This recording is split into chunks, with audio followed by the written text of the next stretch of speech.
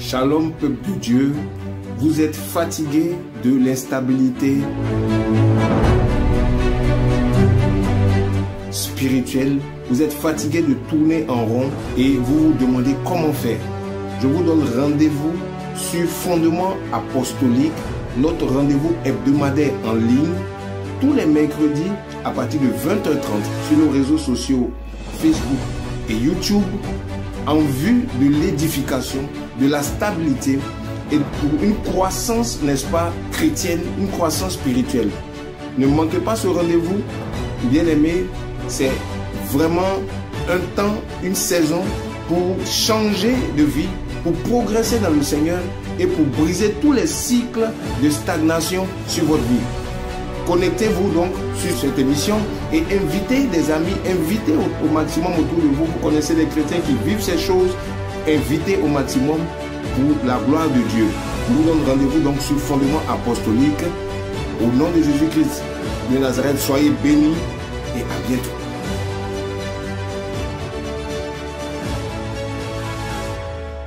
Chest pain. La douleur aux poitrines. Be gone in the name of Jesus. Disparaît au nom de Jésus. Heart palpitation. Palpitation cardiaque. Be gone in the name of Jesus. Disparaît au nom de Jésus. In the name of Au Jesus. nom de Jésus.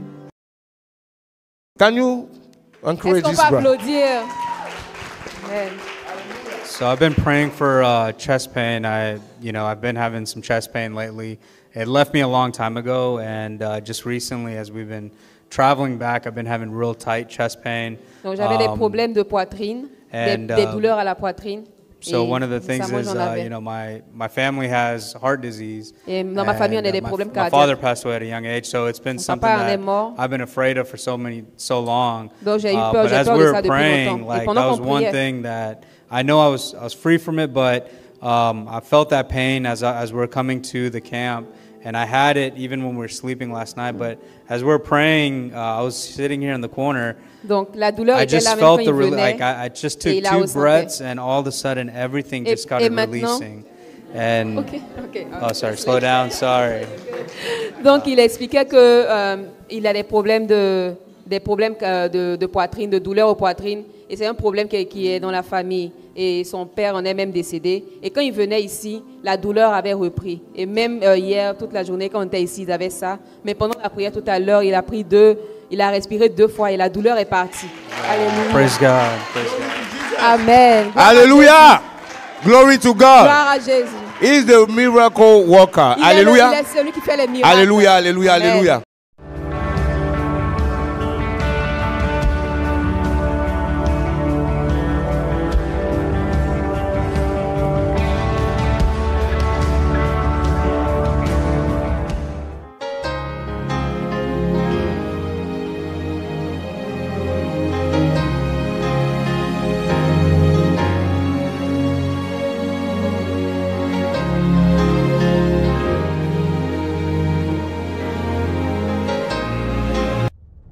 Shalom peuple de Dieu.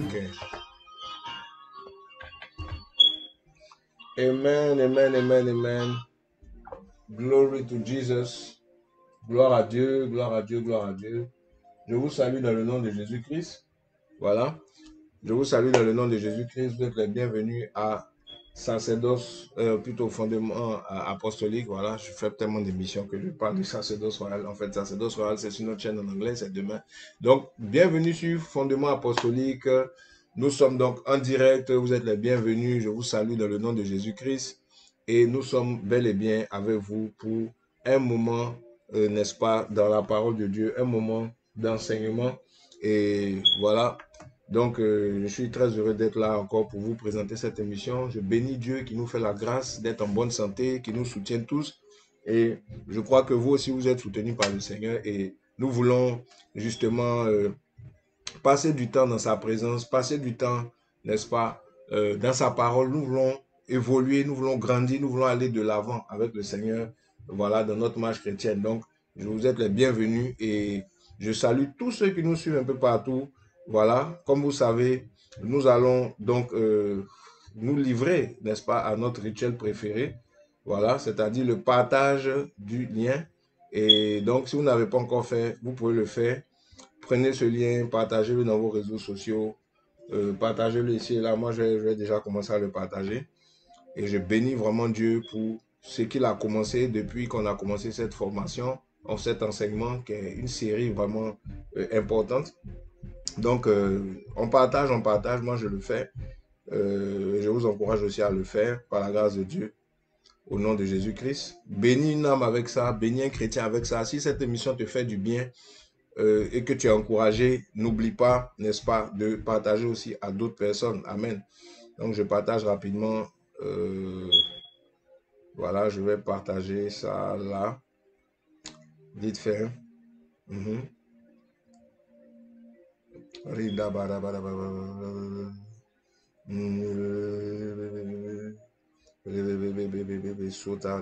Voilà. Donc, fais de même. Partage sur ton Facebook, sur ton YouTube. Moi, c'est ce que je fais. Ensuite, donc,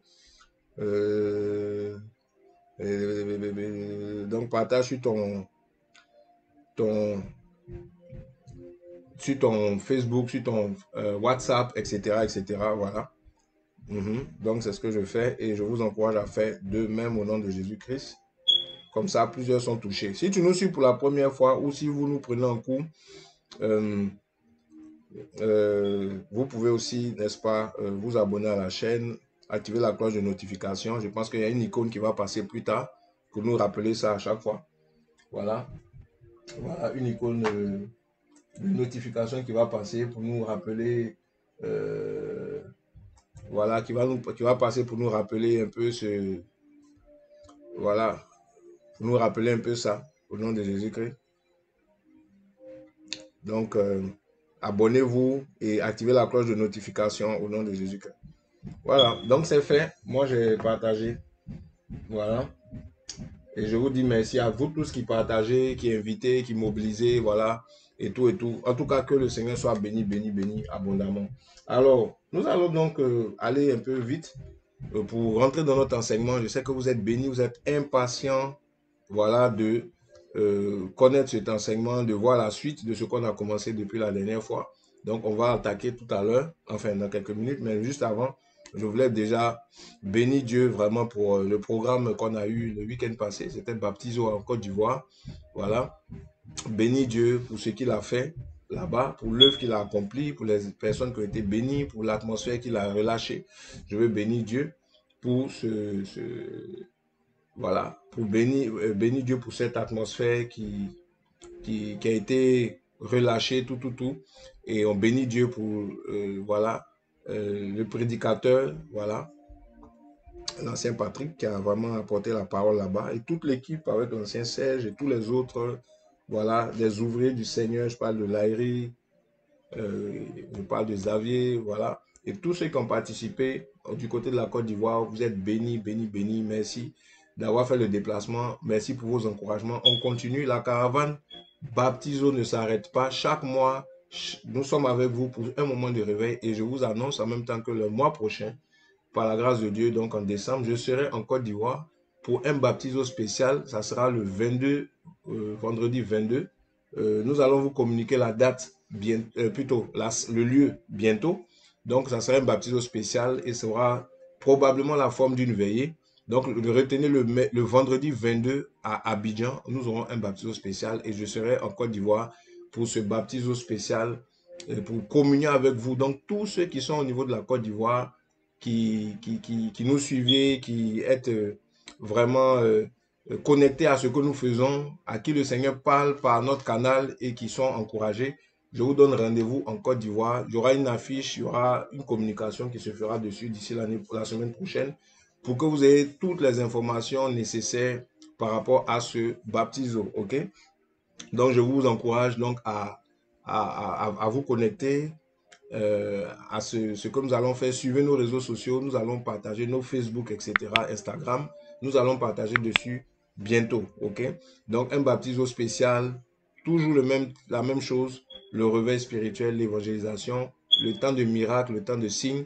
Nous sommes dans un temps de démonstration et je bénis Dieu pour ce que le Seigneur est en train de faire. Amen. Donc, nous attendons très nombreux invités. Préparez-vous. Marquez cela dans vos programmes, s'il vous plaît. Marquez cela dans vos... voilà. Voilà. dans vos différents programmes. Je salue tous les bien-aimés, voilà, qui sont connectés actuellement, qui sont, voilà, ceux qui sont du ministère et même ceux qui ne le sont pas. Je vous salue, tout ce qui est connecté depuis un peu partout en Côte d'Ivoire et même ici aux États-Unis. Que le Seigneur soit avec vous, que le Seigneur vous bénisse. Donc, on sera ensemble et ça sera un moment important, un moment fort. Invitez des amis, préparez-vous pour ce moment-là. Nous nous attendons au Seigneur et je crois que Dieu fera de grandes choses ce jour. Amen. Donc, ça, c'était pour Baptizo. Voilà. On y revient très prochainement avec plus d'informations. Donc, restez à l'écoute. La deuxième des choses que je veux nous dire, donc, c'est vous parler rapidement de du livre Christ est-il divisé? Où est-il? Voilà. Comme vous savez, ce livre qui est sorti et nous sommes dans la promotion de ce livre, dans le lancement de ce livre. Donc, voici Christ est-il divisé? Donc, le livre que Dieu m'a fait la grâce d'écrire, un livre qui apporte la restauration des cœurs, qui guérit les cœurs brisés, qui vient pour colmater les brèches qui ont été faites par des incompréhensions, par des situations difficiles entre chrétiens et même entre personnes simplement dans la société. Donc c'est un livre qui n'est pas seulement chrétien, c'est un livre aussi social parce qu'il promeut l'unité, il promeut la réconciliation, il promeut la guérison et la vision de Christ pour son église bien sûr, mais pour aussi faire du bien à la société. Donc vous pouvez lire ce livre, vous pouvez offrir ce livre à quelqu'un, vous pouvez conseiller ce livre à quelqu'un qui a des problèmes relationnels, n'est-ce pas? Et ça vient plutôt pour mettre en lumière la ruse du diable qui est la division dans l'église. Donc, je vous conseille ce livre qui est disponible après l'affiche. L'affiche va apparaître tout de suite. Donc, rapidement, l'équipe technique peut nous mettre l'affiche, s'il vous plaît. Voilà. Voilà, j'attends qu'ils nous mettent l'affiche. Ils vont nous mettre l'affiche. Donc, l'équipe technique, est-ce qu'ils peuvent nous mettre l'affiche? Voilà, donc voici l'affiche qui apparaît. Donc, voici, donc il y a 2 QR codes que vous pouvez scanner, voilà, et donc le livre est disponible gratuitement sur notre site internet, vous pouvez le télécharger, voilà, le Seigneur a demandé de partager gratuitement, donc nous avons une version gratuite qui est accessible à tout le monde, tu as un téléphone, tu as un ordinateur, tu as une tablette, tu peux avoir ce livre au nom de Jésus-Christ, c'est aussi simple que ça, et la deuxième manière d'avoir ce livre, donc, j'espère que vous avez téléchargé votre copie. La deuxième manière d'avoir ce livre, c'est le téléchargement. Voilà, la deuxième manière d'avoir ce livre, c'est le téléchargement. Enfin, pas le téléchargement, la version papier. Voilà, sur Amazon, qui est un distributeur, une chaîne de distribution internationale. Donc, partout où vous êtes sur la terre, si vous avez besoin de ce livre en version papier, vous pouvez avoir votre copie par Amazon et vous avez qu'à aller là-bas et à acheter cette copie parce que ça nécessite des frais. Donc, pour l'instant, on n'a pas encore la possibilité d'envoyer ça à tout le monde dans le monde entier gratuitement. J'espère qu'un jour ça arrivera, mais pour l'instant, vous devez contribuer en achetant la version sur Amazon. Pour ceux qui veulent la version papier, pour ceux qui sont à l'aise avec la version numérique, elle est totalement gratuite. Donc, voici. Donc, les QR codes sont là, Amazon et notre site internet. Visitez-le. Allez prendre le livre, lisez le livre et laissez des commentaires. Moi, je veux savoir qu'est-ce que ce livre vous fait, s'il vous plaît. C'est vraiment important pour moi, c'est vraiment important pour nous. Donc, qu'est-ce que le Seigneur vous fait? Qu'est-ce que ce livre vous donne comme expérience? Qu'est-ce que ce livre vous donne comme restauration? Comment ça vous édifie? Voilà, c'est des choses comme ça que nous voulons aussi savoir. Donc, si vous avez déjà commencé à lire le livre, même si vous n'avez pas terminé, vous pouvez nous laisser les commentaires. Vous pouvez aller sur mon Facebook. Vous pouvez laisser les commentaires sur notre page Facebook aussi du ministère de Gate of the Temple. Donc, vous pouvez laisser vos commentaires, même sur ici, ça nous édifiera. On veut savoir comment Dieu vous touche, ou bien en tout cas, quelle est votre expérience avec ce livre. Donc, allez-y et laissez-nous savoir. Que Dieu vous bénisse. Amen.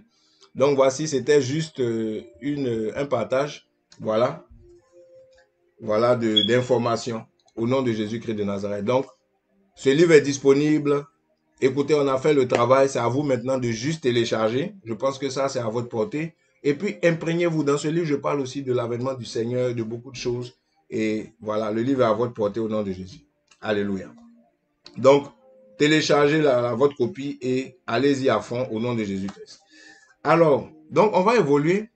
Aujourd'hui, je veux revenir sur l'enseignement, voilà, qu'on a commencé sur la croissance spirituelle. On a eu plusieurs déjà parties. Aujourd'hui, on va évoluer. Nous sommes dans la partie 2 du sous-thème connaître les étapes de la croissance spirituelle. Voilà, nous allons parler de la partie 2 de l'étape numéro 2. Et le thème principal, c'est la croissance spirituelle, qui est un principe fondamental du royaume de Dieu. C'est un principe fondamental. On ne peut pas être chrétien sans s'intéresser à la croissance spirituelle. On ne peut pas être en Christ sans penser à la croissance spirituelle.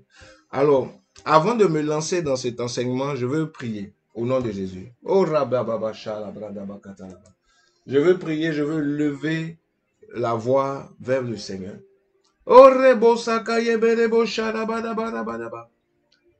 Rekete le brokati la bare de bele ba shele bele bele bele bele bele. Ora mama mare bele bele solo boko ya baba ba sile boya ba.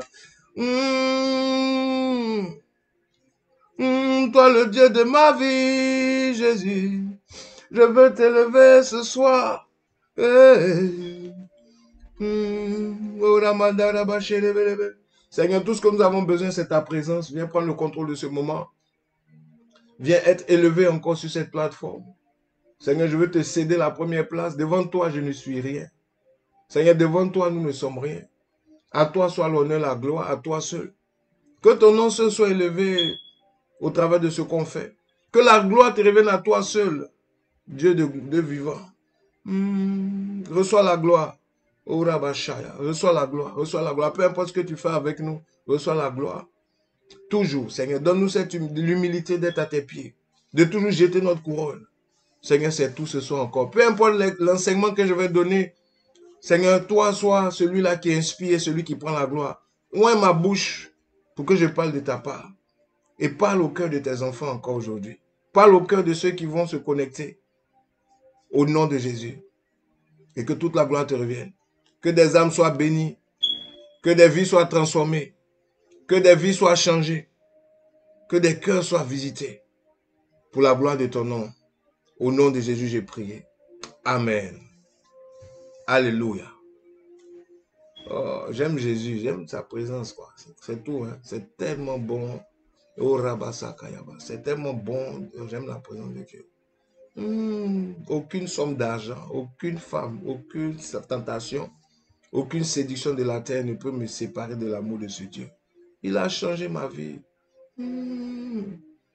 Oh, je t'aime Jésus, je t'aime Jésus, je t'aime Jésus. L'amour de ma vie, c'est toi. La raison pour laquelle j'existe, c'est toi. Alléluia. Alléluia. Je dois commencer l'émission. Oh, c'est tellement bon.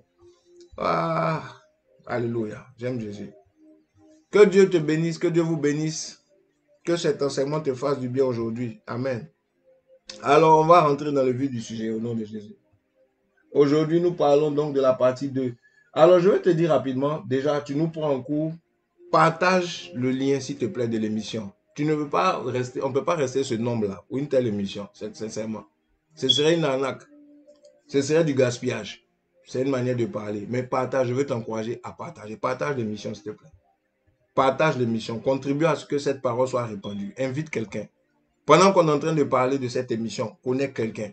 Ne sois pas seul. Tu comprends?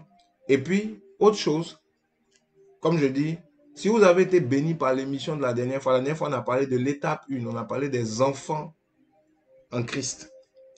Si vous vous rappelez, c'était l'étape 1. Si tu as été béni, laisse un commentaire, s'il te plaît, sur la vidéo. L'autre vidéo, là, va laisser un commentaire là-bas. Il y en a qui ont laissé des commentaires. Si tu n'as pas encore laissé ton commentaire, je veux vous encourager à prendre la responsabilité aussi de partager ce que vous recevez. Amen. Il y en a qui me parlent personnellement, qui m'envoient des messages, qui me disent j'ai été touché et tout. C'est vrai, mais on veut partager, on veut être en communion. Nous sommes une famille, ok? Donc je vous encourage à aller partager vos témoignages, allez aussi exposer ce que Dieu fait avec vous pour encourager d'autres personnes, pour aussi nous encourager dans ce que nous sommes en train de faire. C'est important et tu ne sais pas comment ton témoignage peut encourager quelqu'un. Donc, va laisser un commentaire et tout. Si tu as des questions aussi, n'hésite pas à les poser. Voilà, chaque fois systématiquement après les vidéos, même si on a eu à parler dans le chat, je vous encourage à aller aussi sur la vidéo en question et puis voilà. Vous pouvez le faire dès maintenant, vous pouvez le faire à tout moment.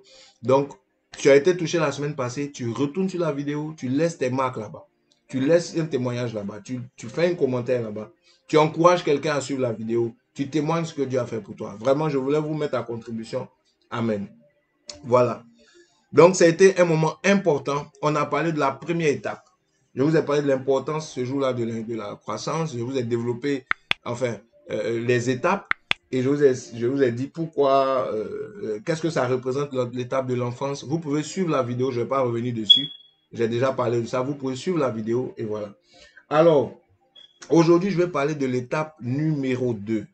J'aime cette étape numéro 2. Je vais te parler de cette étape numéro 2. Pourquoi? Parce que la marche chrétienne est dynamique. Si vous savez, notre enseignement, c'est que la croissance spirituelle est un pilier fondamental du royaume de Dieu. Tout dans le royaume de Dieu vient sous forme de semence. Je vais vous l'expliquer. La Bible dit que le royaume de Dieu est comme une semence. Ça ressemble à une semence. Ça vient comme une semence. Ça se manifeste comme une semence. Les choses de Dieu commencent toujours sous forme de semence.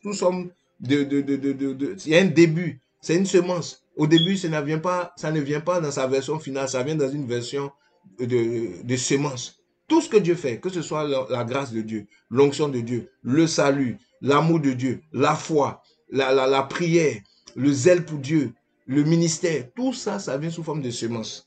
Ça vient d'abord tout petit et tu dois, par le processus de croissance, tu dois évoluer dedans jusqu'à atteindre la version adéquate, la version de ta destinée. Est-ce que vous me comprenez? Jusqu'à atteindre la version de ta destinée. Donc, quand tu reçois le Seigneur ou quand tu marches avec Jésus-Christ, les choses que Dieu commence avec toi n'ont pas encore la forme finale. Ça n'a pas encore la forme de ta destinée. Ça a la forme d'une semence. Ça n'a pas encore la version finale. C'est la croissance spirituelle qui va te permettre d'atteindre la version finale, c'est-à-dire la version où Dieu agit, où sa volonté s'accomplit parfaitement dans ta vie, etc., etc., où tu manifestes les choses de Dieu pleinement. Mais au début, tu ne manifestes pas pleinement. Au début, tu ne connais pas pleinement. Et je vous ai parlé même de plusieurs facteurs. Voilà. Quand on est enfant spirituel, comment on n'a pas encore toute la connaissance, on doit grandir. Paul dit, quand j'étais enfant, je connaissais comme un enfant, je parlais comme un enfant. Mais quand je suis devenu un homme, ce qui était de l'enfant a disparu. Et je vous disais que on n'est pas appelé à rester éternellement des enfants. On commence comme enfant de Dieu, mais Jésus ne viendra pas chercher des enfants pour l'enlèvement de l'église.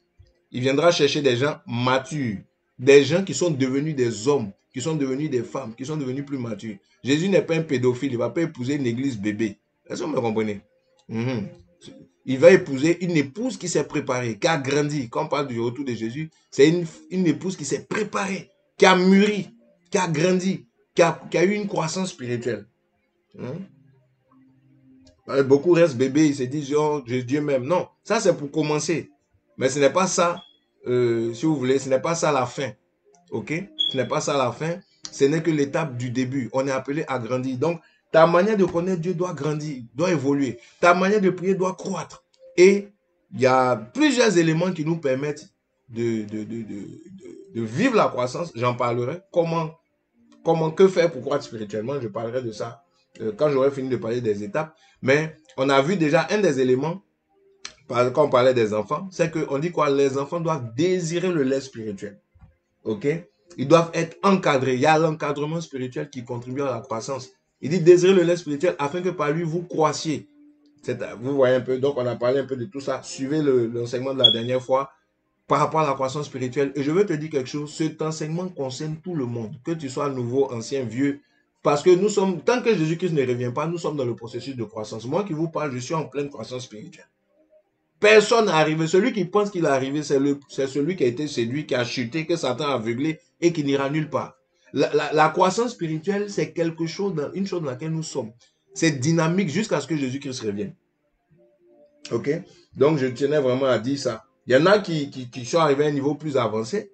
C'est ceux qui n'ont pas les mêmes besoins que ceux qui sont à un niveau plus bas. Mais on est tous dans une croissance spirituelle jusqu'à ce que Jésus-Christ estime qu'on est arrivé et qu'il nous reprenne. Mais tant qu'il ne vient pas, on est toujours dans la démarche de croître. Donc, on a toujours des choses à apprendre. On a toujours des choses à améliorer. Notre manière de lire la Bible, beaucoup de choses. Il ne faut pas penser qu'on est arrivé. Il faut vraiment l'humilité. Voilà. Donc, je m'arrête là.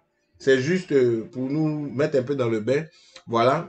Et bienvenue à tous ceux qui nous prennent en cours. Comme je dis, Partagez le lien, s'il vous plaît. Likez la vidéo, laissez des commentaires.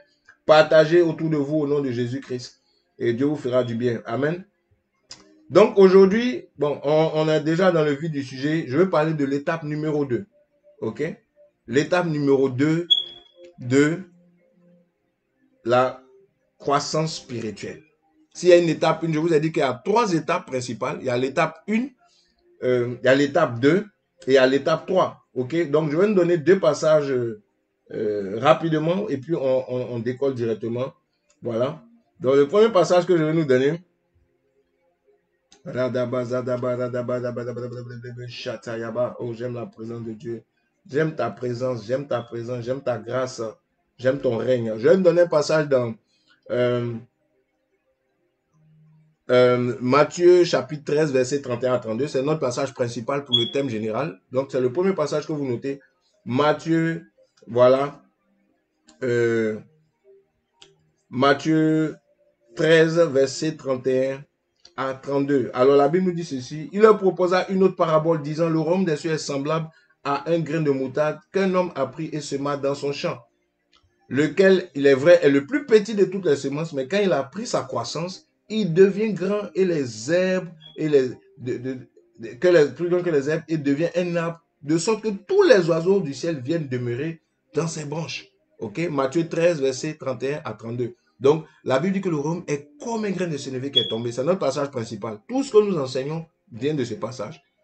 C'est une des caractéristiques, un des piliers fondamentaux du royaume de Dieu. C'est le fait que tout dans le royaume commence comme un grain, comme une semence, comme un début. Donc je vais te dire, tu as commencé, tu es faible, un grain il est tout petit, un grain il n'est pas imposant, mais tu ne vas pas rester un grain. Tu es appelé à grandir, tu es appelé à accroître, etc. C'est le premier passage. Deuxième passage que je nous donne, c'est le passage de ce sous-thème. C'est 1 Jean chapitre 2. Je nous donne ça, on le lit ensemble et on est dedans. Et là, on est en train de rentrer dans le vif du sujet. Donc, 1 Jean 2, verset 12 à 14. 1 Jean 2, verset 12 à 14. La Bible dit ceci. Il dit, je vous ai écrit, l'apôtre Jean écrit à l'église. Mais à l'église, il parle à différentes catégories de personnes. Il ne met pas tout le monde dans le même panier. OK? Il dit, je vous ai écrit, enfants, parce que vos péchés sont pardonnés à cause de son nom. Ok, les enfants qui ont toujours un problème par rapport au péché, qui sont toujours en train d'être un peu faibles, ils ont des problèmes de culpabilité. Il dit, je vous ai écrit parce que vos péchés sont pardonnés. Il les rassure. Il dit, je vous ai écrit père, parce que vous connaissez celui qui est dès le commencement. Ça, c'est les pères, on verra. Donc, on voit les enfants, les pères. Il dit, je vous ai écrit jeunes gens, donc on parle des jeunes gens, parce que vous avez vaincu le méchant vous avez vaincu le méchant. Il dit, je vous ai écrit encore, il revient encore. Enfant, parce que vous connaissez le père. Ok, il parle de la relation. Un enfant, c'est celui qui est dans la relation avec le Père. La première urgence, quand tu donnes ta vie à Christ en tant qu'enfant, tu bâtis d'abord une relation. Ok, j'ai parlé un peu des caractéristiques de l'enfance. Parce que vous connaissez le Père. Donc, il leur parle du Père. Parlons de Dieu, le Père céleste. Jésus a dit, quand vous priez, dites notre Père. Ok, ça c'est l'enfance. Il revient encore. Il dit, je vous écris Père, parce que vous connaissez celui qui est dès le commencement. Amen. Et il dit, je vous ai écrit, jeunes gens, verset 3. Et plutôt pas verset 3, mais la dernière partie du verset. Parce que vous êtes forts et que la parole de Dieu demeure en vous et que vous avez vaincu le méchant. Amen. Donc voici dans ce passage, qui est notre passage de base pour ce sous-thème, ce passage nous parle de 3 catégories de personnes auxquelles les apôtres s'adressaient. Il ne disait pas la même chose à tout le monde. Aux enfants, il avait un langage. Aux jeunes gens, il avait un autre langage. Et puis au père, il avait un autre langage parce que les 3 catégories de personnes représentent 3 âges spirituels différents dans le corps de Christ. Voici pourquoi, quand nous enseignons, quand nous formons, quand nous partageons la parole de Dieu, quand nous conseillons les gens, on ne le fait pas de la même manière. Tout le monde n'a pas le même âge dans l'église. Et je vais te dire, c'est une réalité. Ok? Tout le monde n'a pas le même âge spirituel. Ne pensez pas qu'on est tous pareils. On n'est pas tous pareils en tant que chrétiens. Parmi les chrétiens, on est tous égaux dans le sens du salut, mais au niveau de notre maturité, au niveau de notre position, on n'est pas pareil. Il y a des enfants, il y a des pères, il y a des fils ou des jeunes gens. On ne les traite pas pareil, on ne leur dit pas la même chose. Aujourd'hui, malheureusement, il y a beaucoup de gens qui se disent on est tous pareils en Jésus. Tu as le Saint-Esprit, c'est fini. C'est faux. Ton Saint-Esprit en tant que fils et ton Saint-Esprit en tant que père, ton Saint-Esprit en tant qu'enfant, il ne se comporte pas de la même manière en toi. Parce qu'en fonction de ta maturité spirituelle, tu lui accordes plus d'espace. Il fait plusieurs choses différentes et ta compréhension même de comment fonctionnait le Saint-Esprit est différente d'un âge à un autre. Paul dit, quand j'étais enfant, je comprenais autrement, je raisonnais autrement. Donc tout ça, ça rentre en ligne de compte dans l'église.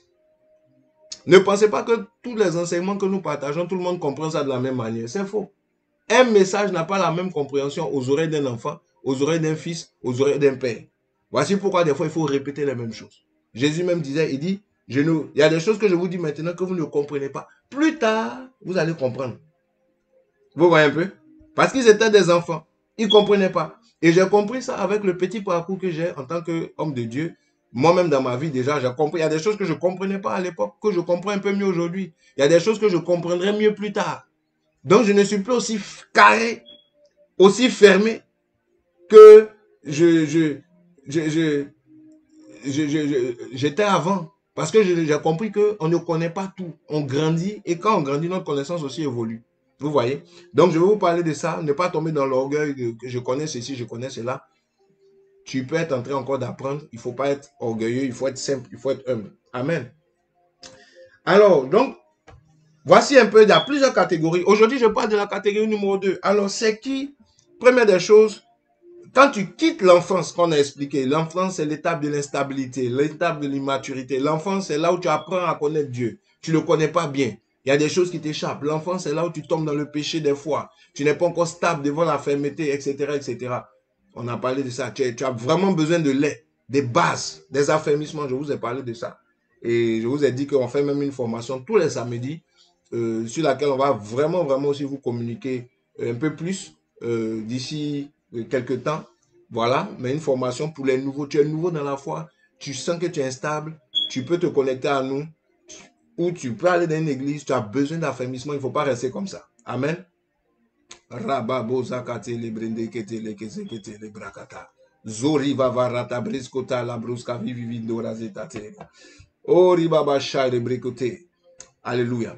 Donc, ça c'est l'étape de l'enfance. Maintenant, quand vous quittez l'enfance, quand vous grandissez, vous allez acquérir un peu plus de stabilité. Quand vous êtes nourri du lait spirituel, vous allez progresser. Il y a une autre étape que vous allez rencontrer. Cette étape, je veux parler d'elle. Donc, cette étape, c'est l'étape des fils en Christ. Ou l'étape des jeunes gens. Dans le passage, on dit des jeunes gens ou des fils. Je vais vous expliquer quelque chose. Il y a une différence entre fils spirituel et puis fils en Christ. Quand on dit que quelqu'un est mon fils spirituel, c'est par rapport à la relation avec un homme. Ok? Quelqu'un qui t'a engendré dans le Seigneur ou qui t'a encadré dans le Seigneur, qui est considéré comme un père pour toi, tu es son fils. Tu peux être le fils spirituel de quelqu'un et puis être un enfant en Christ. Est-ce que vous comprenez ce que je veux dire? Je veux vraiment mettre cette nuance-là.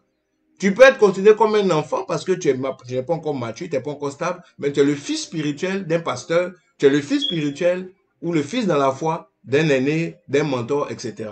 Vous comprenez? Donc, il y a une différence entre fils spirituel d'un homme, fils spirituel d'un pasteur ou fils spirituel de quelqu'un qui t'encadre par rapport à ta relation avec lui, et puis maintenant, fils en Christ. Ok? C'est différent. Le statut de fils en Christ, ce n'est pas par rapport à un homme, c'est par rapport à Dieu. Et je vais expliquer quels sont les caractères. Tous les chrétiens, tous les enfants de Dieu, tous les croyants ne sont pas des fils forcément en Christ. Il y en a qui sont des enfants, ils ne sont pas encore fils, c'est-à-dire ils ne sont pas encore jeunes gens. Ils ne sont pas encore dans cette deuxième étape. Ok? Et je vais expliquer un peu ce que ça veut dire. Mais voici un peu déjà ce qu'il faut comprendre. Donc, on peut être enfant de fils d'un homme, mais être toujours à l'étape d'enfance. Vous voyez? Fils d'un homme de Dieu, fils d'un pasteur, mais être toujours à l'étape d'enfance spirituelle, instable, luttant avec le péché, ignorant de certaines choses de Dieu, ayant des difficultés avec sa relation avec Dieu. Mais tu es le fils du pasteur dans la foi, tu es le fils d'une mère spirituelle, etc., etc. Mais tu n'es pas encore un fils en Christ. Ok? Voilà. Voici pourquoi la Bible dit par exemple, dans Jean, chapitre 1, le verset 2, la Bible dit quoi? La parole est venue chez les saints ne l'ont pas reçue, mais à tous ceux qui l'ont reçu, à tous ceux qui croient en son nom, et elle leur a donné le pouvoir de devenir quoi? Enfant de Dieu, pas fils, hein? Enfant. On commence enfant. À la nouvelle naissance, tu es enfant. Tant que tu es dans cet état-là, tu es enfant. Pour devenir fils, c'est une autre étape. OK? Voilà. C'est quoi un fils? Donc, je vais expliquer c'est quoi un fils. OK? Je vais donner les principales caractéristiques de l'étape de fils. L'étape numéro 2. Et ça va vous aider, comme je vous ai dit, à vous retrouver vous-même, à savoir à quel niveau vous êtes, à savoir quelles sont peut-être les choses que vous n'avez, qui vous manquent à faire, ou bien comment est-ce que vous devez vous projeter pour votre prochaine étape. Vous saurez, vous aurez un peu plus de visibilité avec ces 3 étapes. Le fils, c'est quelqu'un qui prend conscience de la promesse de Dieu pour sa vie. Voilà. C'est quelqu'un qui prend conscience de son identité en Christ. OK? Donc, j'expliquais ça tout à l'heure.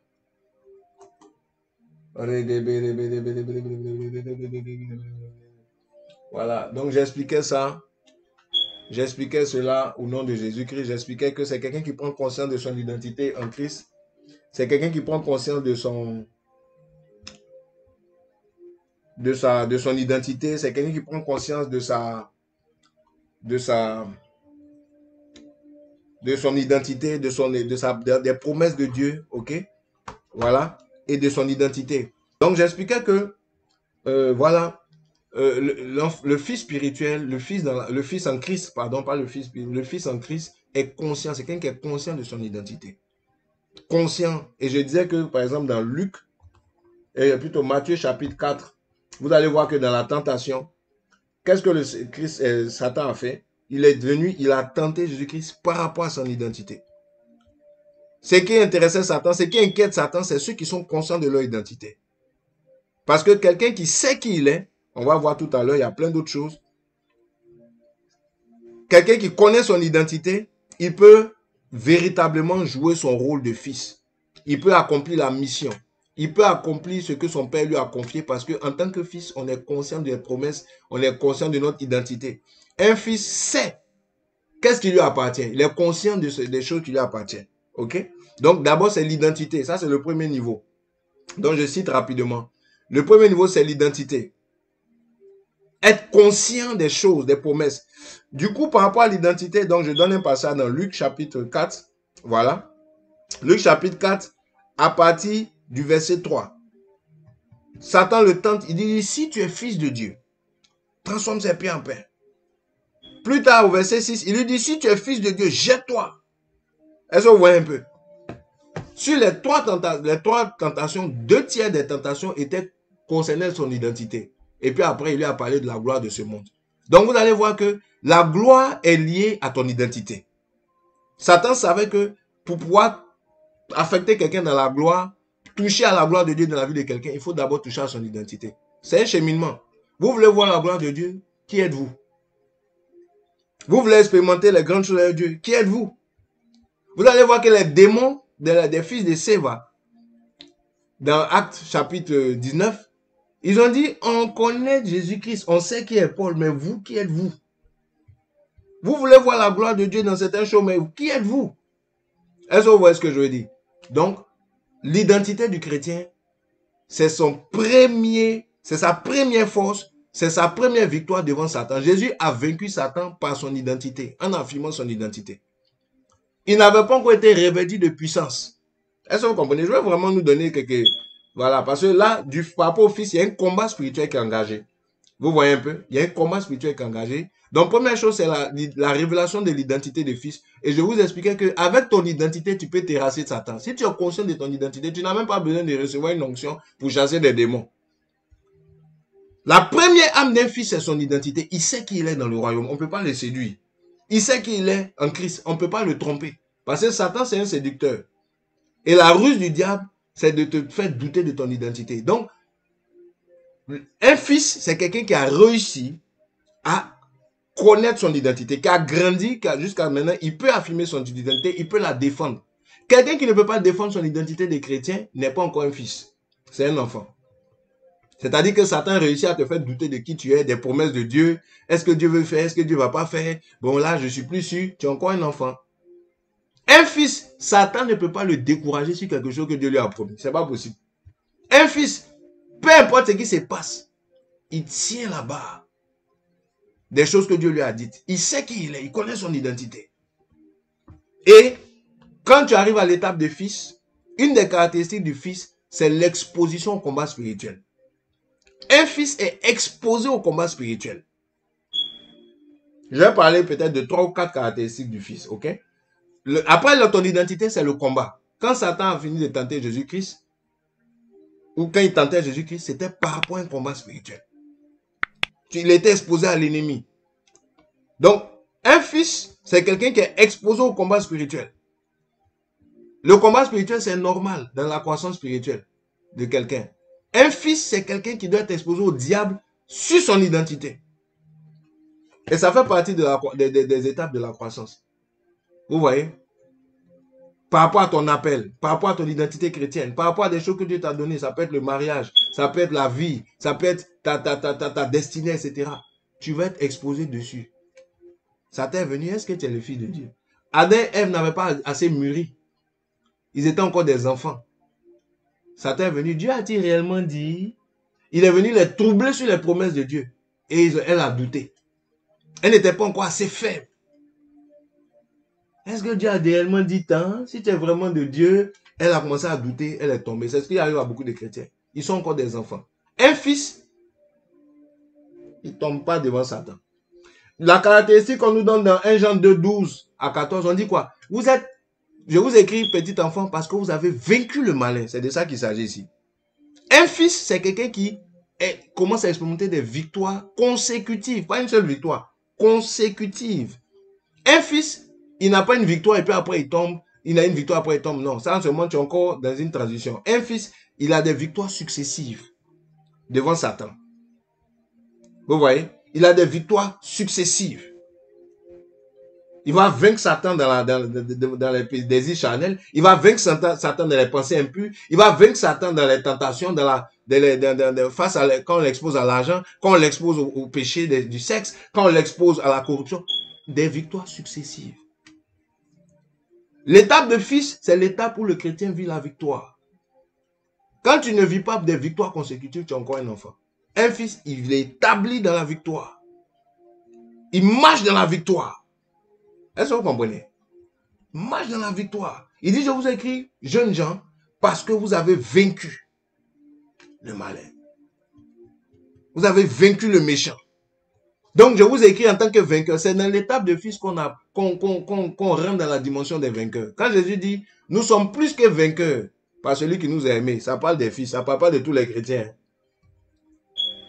Ok? Les enfants, ce n'est pas des vainqueurs. Les enfants, ils échouent. Les enfants, ils sont dans l'air de, voilà, ils bénéficient de la miséricorde. Ils sont encore faibles, tout. Un fils, il est fort. Il dit, je vous ai écrit, petit enfant, parce que vous êtes forts. Jeunes gens, parce que vous êtes forts. Un fils, il est fort. C'est là que ta force, la jeunesse, la force de l'esprit. Quand la Bible dit, ceux qui s'attendent à l'éternel, ils renouvellent vos forces. Tout ça, c'est des fils qu'il s'agit. Ce n'est pas tout le monde. C'est des fils en Christ. Tu deviens fort dans les situations. Les situations ne t'ébranlent pas. Quand tu es un fils, ta corne pousse. C'est l'étape où tu réalises ton identité. C'est l'étape des combats spirituels. Et dans ces combats, tu es fort. Amen. Dans ces combats, tu n'as pas le dessus. Tu n'as pas la faiblesse. Tu n'es pas confus. C'est toi qui gagnes les combats. C'est là que tu commences à gagner les combats. Ton assurance en Christ augmente parce que ton identité est là. Ton identité, c'est ta première âme. Quand Jésus-Christ a vaincu Satan, il n'avait pas été revêtu d'aucune puissance d'en haut. Est-ce que vous comprenez ce que je veux dire? Il n'avait chassé aucun démon. Il n'avait fait aucun miracle. Il n'a pas guéri des paralytiques.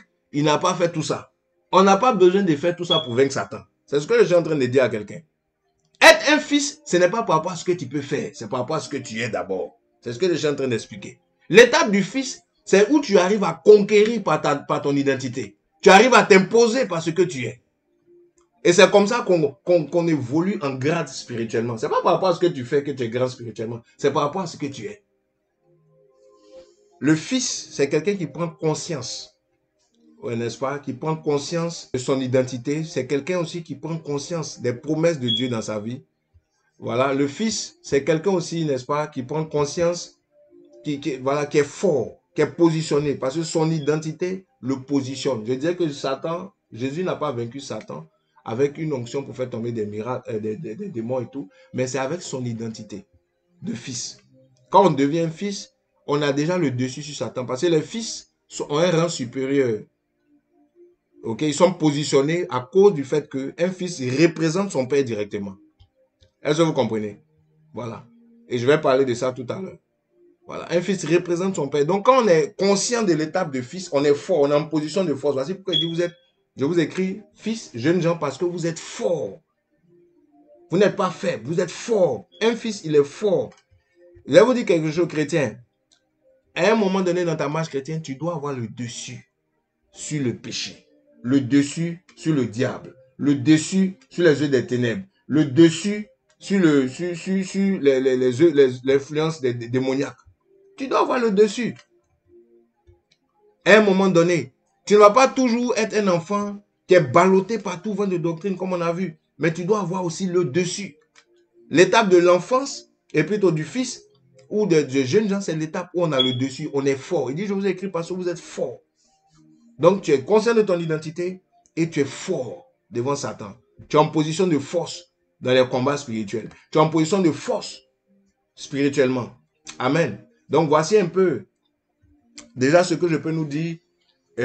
Ça, je crois, c'est le troisième point. Donc, l'identité, enfin les promesses, l'identité, la force. Tu es en position de force. L'enfant, l'enfant, il est faible, mais le fils, il est fort. Voilà, dans 1 Jean 2, il dit, je vous écris parce que vous êtes fort. Il y a un autre élément, maintenant que je veux toucher aussi, toujours dans ce même passage, la quatrième caractéristique du fils, voilà. J'espère que l'équipe technique pourra vraiment colmater ces fragments de vidéo pour en faire une bonne vidéo pour que tout le monde puisse suivre ça en une fois. Voilà. Alors, donc, l'étape du fils, il dit quoi? Il dit, je vous ai écrit parce que la parole de Dieu demeure en vous. Vous êtes fort parce que la parole de Dieu demeure en vous. Ça, c'est très important à savoir. L'étape du fils, c'est l'étape où tu apprends, où j'apprends à garder la parole de Dieu, peu importe ce par quoi tu passes, peu importe ce qui va t'arriver. C'est une époque, c'est une étape où le chrétien, il ne perd aucune parole de ce que Dieu lui a dit. Quand vous avez cette expérience souvent, que vous faites des songes, que vous oubliez, Dieu vous parle, mais vous ne retenez pas, vous êtes encore des enfants. Un enfant, on peut lui voler la parole de Dieu qu'il a reçue. Vous voyez? Dans Matthieu 13, la Bible dit, celui qui entend la parole de Dieu, mais qui ne la comprend pas. C'est-à-dire, c'est un enfant. L'ennemi vient lui voler la parole. C'est comme les oiseaux qui sont venus voler le grain le long du chemin. Ça, c'est les enfants spirituels. Un enfant spirituel, on peut lui voler les promesses de Dieu facilement. Il n'est pas encore ferme. Il ne sait pas encore garder les choses que Dieu lui donne. Ta vie de prière, Satan peut te la voler. Ta vie de consécration, Satan peut te la voler facilement. Dès qu'il y a une situation, tu es à terre. Dès qu'il y a une situation, tu es découragé. Dès que tu as une situation, tu es démotivé. Satan te vole les choses que Dieu t'a données. Tu es encore un enfant. Un fils, il ne perd pas ce qu'on lui a donné. Il dit, je vous ai écrit parce que vous êtes fort et que vous gardez la parole de Dieu. La parole de Dieu demeure en vous. Demeurer ici signifie que c'est quelqu'un qui est capable de garder. Donc, au niveau de l'enfant, du fils spirituel, il y a aussi garder les promesses de Dieu, garder la parole de Dieu. Tu sais garder ça. Ce que Dieu t'a donné, tu peux garder. Dieu peut te confier quelque chose. Ici, on parle de confier quelque chose. Il y a une responsabilité en tant que fils. C'est là où Dieu te confie des choses. Quand tu es encore un enfant, Dieu ne te confie pas des choses. Dieu ne te confiera pas un ministère si tu es un enfant. Est-ce que vous me comprenez? Le ministère, ce n'est pas pour les enfants. Le ministère, c'est pour les fils. Ok? C'est quand tu es fils que Dieu peut te confier quelque chose parce que tu peux garder. La parole de Dieu demeure avec toi. Ok, ça c'est dans le passage de Jean, 1 Jean chapitre 2 là. Voilà. Que je vous donne. Voilà, parce que je veux donner quelques versets aussi. J'aime donner les versets pour, voilà. Donc, il dit quoi? Il dit au verset 14, il dit, je vous ai écrit, jeunes gens, parce que vous êtes forts et que la parole de Dieu demeure en vous. La parole de Dieu demeure en vous. Ça veut dire que Satan n'a pas pu la voler. Vous savez-vous que dans Matthieu 13, c'est écrit que quand Dieu sème la parole, l'ennemi vient pour voler. Donc, quelqu'un en qui la parole de Dieu demeure, c'est quelqu'un qui est un gardien des choses que Dieu lui a dites. Et je vous donne un exemple de Jésus-Christ, qui est le Fils par excellence. Quand Jésus-Christ était dans le désert, Satan essayait de lui voler les promesses, les paroles qu'il savait par rapport à son identité. Mais il a gardé la parole. Quand Satan venait pour le séduire, il dit non, il est écrit. C'était un combat de la parole. Il dit, je sais qui je suis. Parce que Dieu m'a donné telle parole. Dieu m'a donné tel agenda. Donc, tu ne peux pas me voler cela. Le problème que Anne et Ève ont reçu, ils n'ont pas su garder la parole qu'ils avaient reçue. Et c'est le problème de plusieurs chrétiens. Dieu leur parle aujourd'hui. Tu viens 6 mois, tu lui demandes, est-ce que Dieu t'a réellement dit? Oh, je ne sais plus, hein. Mais là, bon, comme j'ai eu ce problème-là, est-ce que c'est vraiment Dieu? Est-ce que c'est pas Dieu? Ils commencent à douter. Ils ne peuvent pas tenir une parole. La parole de Dieu ne demeure pas en toi pendant 3 ans, pendant 4 ans, pendant 5 ans. Quand il y a un Covid-19, la parole de Dieu meurt dans ta vie. Des oiseaux viennent pour voler la parole de Dieu sur ton chemin. Est-ce que vous comprenez? Tu es encore un enfant. Un fils, c'est quelqu'un qui est un gardien de la parole. Un gardien de la parole. Ce que Dieu t'a dit, même si on vient te voir dans 10 ans, tu as gardé, tu gardes. Jésus n'avait pas besoin que Dieu lui parle encore dans le désert quand il affrontait Satan. Il savait déjà garder ce qu'il avait reçu. Nous, souvent, le problème qu'on rencontre, c'est que Dieu nous a parlé déjà plusieurs fois. Quand on rencontre un problème, on veut que Dieu nous parle encore. Dieu ne te parle pas quand tu es dans le désert. Il t'a déjà parlé avant que tu rentres dans le désert. Il ne te parle pas quand tu rencontres Satan. Il t'a déjà parlé avant que tu rencontres Satan. Est-ce que tu as gardé ça? Quand tu ne gardes pas, tu reprends ta classe. Ok? Ceux qui sortent du désert, ceux qui arrivent à devenir des fils, c'est ceux qui passent l'épreuve de l'exposition au diable, de l'exposition à Satan. Et qui en sortent en ayant gardé ce que Dieu leur avait dit. Ils deviennent des fils, il y a un couronnement. Et j'en parlerai tout à l'heure. Ok? Donc, il faut garder la parole de Dieu, pas dans des conditions faciles. Il faut garder la promesse de Dieu. Même quand tout autour de toi te montre que Dieu n'est pas avec toi. Vous imaginez un fils de Dieu, que Dieu a dit, c'est mon fils en qui j'ai mis ma joie. Dieu a approuvé son ministère, tout. Et puis maintenant, il va dans un désert. Au lieu que Dieu lui parle, c'est le diable qui lui parle pendant 40 jours. Je dis ça souvent. C'est le diable qui vient lui donner des visions, le transporter en esprit et tout. Si c'était toi, tu vas commencer à pleurer. Si c'était quelqu'un d'entre nous, ils allaient dire, ma vie de chrétienne ne va plus. Dieu ne me parle pas. J'ai eu tel songe. Prie pour moi. Ils vont commencer à paniquer. Jésus est resté serein. Il savait qui il était. Ça, c'est un. Il savait garder la parole en lui. C'est pour ça qu'il a la parole faite chair. Et tout fils de Dieu doit avoir cette capacité de garder la parole de Dieu. La parole de Dieu doit demeurer en toi. Si tu n'as pas la parole de Dieu, tu ne peux pas tenir devant Satan. C'est la parole de Dieu qui est l'épée de l'esprit. Donc, ton identité, mais ta force va s'appuyer sur ta capacité à garder la parole. Il dit, je vous ai écrit parce que vous êtes forts et que la parole de Dieu demeure en vous. Alléluia. La parole de Dieu demeure en vous. La parole de Dieu réside en vous. La parole de Dieu est gardée en vous. Rien ne peut la déloger. Est-ce que vous me comprenez? Gardez la parole. Garder la parole, ce n'est pas quand tout va bien. Garder la parole, ce n'est pas quand Dieu te parle chaque jour. Non, garder la parole même quand Dieu ne te dit rien. Pendant plusieurs jours, comme Jésus-Christ. Où tu n'as personne pour t'encourager. Tu es face à un démon, au diable. Tu es face au monde des ténèbres. Il s'acharne contre toi. Mais tu gardes la parole. Quand il parle, toi aussi tu parles. Parce que tu as une parole en toi. Un fils, il a toujours quelque chose à répondre à Satan. Il a toujours le dernier mot. Il n'est jamais Satan terminé l'échange. C'est lui qui termine l'échange. C'est le fils. Quand Satan parle, lui aussi il parle. Il dit non. Amen. C'est le combat de la parole. C'est le combat. Qu'est-ce que tu gardes, chrétien? Un fils, il garde. C'est un gardien. Avec ça, tu peux savoir où tu en es. Est-ce que les promesses que Dieu t'a données, les paroles que Dieu t'a données il y a 3 ans, 4 ans, où sont-elles? Les promesses même de ce début d'année que Dieu t'a données, où sont-elles aujourd'hui? Est-ce que les événements de la vie n'ont pas étouffé cette parole en toi? Vous voyez? Tu as la réponse. Je vais pas... Il y a plein de caractéristiques par rapport au fils, mais je vais donner les principales, ok? Voilà. Et... autre chose que je veux toucher, qui est important, je ne pourrais pas tout vous partager. Je vous ai dit, j'écris un livre dessus. Donc, le reste, vous allez découvrir dans le livre. Quand ça sera prêt et que ça va sortir. Amen. Donc, un autre élément que je veux nous donner et que je veux partager avec nous. Donc, j'ai parlé du combat, j'ai parlé de la force, j'ai parlé de garder la parole. Je veux parler aussi de l'héritage spirituel. Un fils de Dieu, c'est quelqu'un qui hérite des choses de Dieu, qui est conscient de son héritage. L'héritage ici en Christ, pas l'héritage par rapport à un homme spirituel, qui est ton père dans la foi. Ça, c'est à ce côté-là. Je vous ai dit, il y a plusieurs types de fils. Là, on parle de fils en Christ, c'est par rapport à Dieu. Donc, ton héritage dans le royaume de Dieu que Dieu t'a réservé. Tout fils, tout chrétien qui arrive au niveau de fils, de maturité fils, il y a un héritage spécial. Il y a une portion du royaume de Dieu qui était destinée. Il y a un message qui est destiné. Il y a un espace qui t'est destiné. En tant que fils, tu as un héritage. La Bible parle d'hériter du royaume de Dieu. Donc, quel est ton héritage dans le royaume de Dieu là? C'est quelle est la portion qui t'a assignée? Est-ce que vous me comprenez? Il y a un héritage spirituel. Et cet héritage spirituel, avec ta croissance spirituelle, tu vas réussir à le discerner. C'est ce qui va caractériser ta destinée. Ok? C'est cet héritage spirituel qui caractérise ta destinée. C'est cet héritage spirituel qui caractérise ta feuille de route sur la terre. Et Jésus connaissait son héritage. Et je vais vous donner des passages. Un héritage par rapport aux choses de ton père, de la maison de ton père. Un héritage dans les choses de Dieu. Par exemple, quand on prenait dans Luc chapitre 2, versets 48 à 49, on cherchait Jésus à 12 ans. Ok? 12, c'est le chiffre de la maturité, c'est le chiffre de la stabilité, c'est le chiffre du fondement qui a été posé. Donc, c'est un signe de maturité, c'est-à-dire que tu es stable. 12.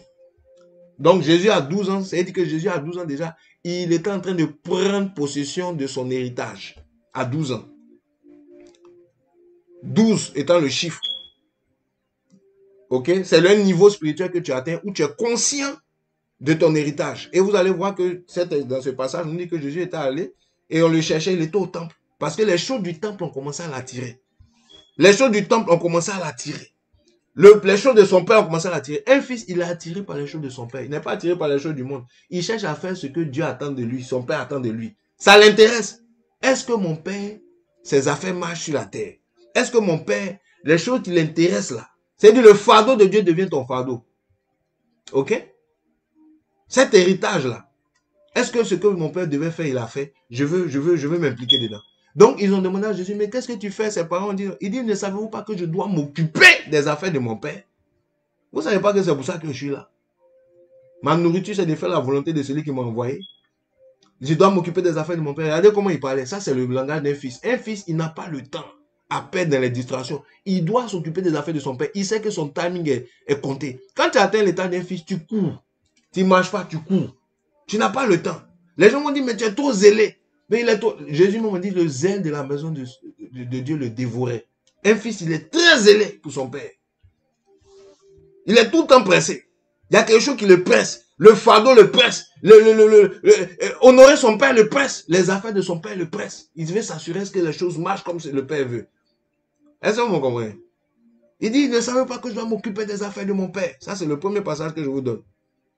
Un fils est conscient de l'héritage. Il découvre l'héritage et il veut s'impliquer. Il veut participer. Il veut prendre son héritage. Rappelez-vous le fils prodigue dans Luc 15.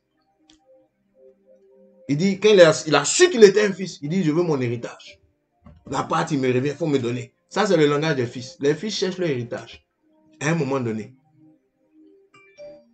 Ils cherchent. Il y avait le grand frère qui était dans la même maison.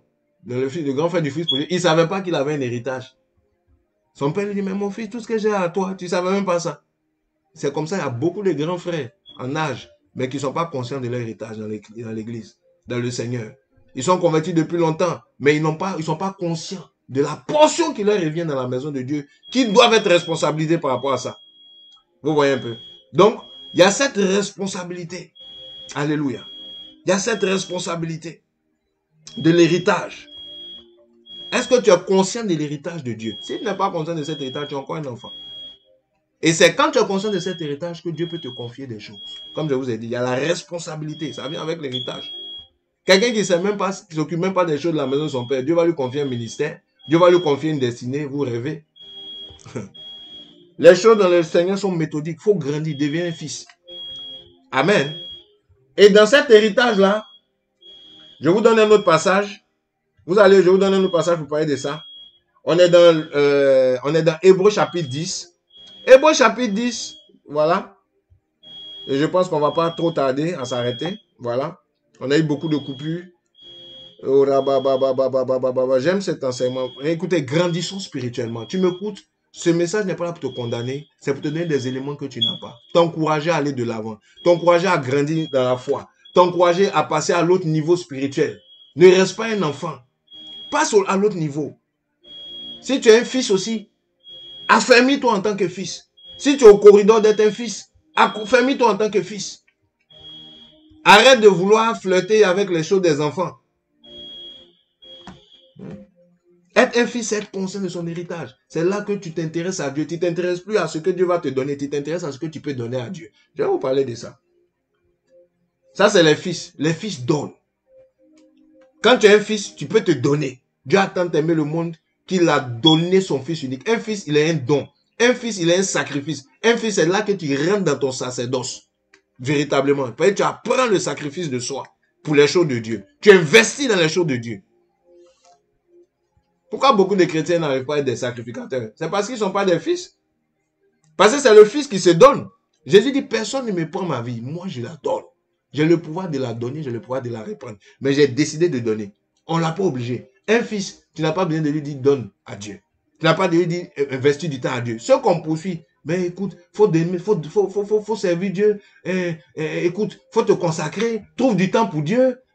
Sois disponible. Des gens comme ça, ils ne sont pas encore des fils. Un fils, peu importe son programme, il a le temps de s'aimer.